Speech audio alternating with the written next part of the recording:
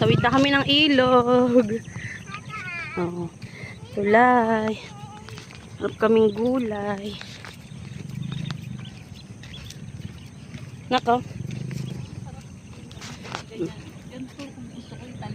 Uy, ayun, dahing talbos. Mga ganyan na. Oo. Oh, ito nga pala yung taniman namin.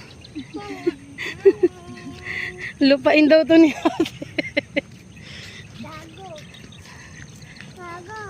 Ayoko ng violet. Ayun nga daw yung mga ano, yung violet eh, sa dugo, di ba? Tutoy ah. Yung ano, tangina, aliw na aliw ako ng bata ko dito eh. Yung makahiya. Makahiya, oo nga.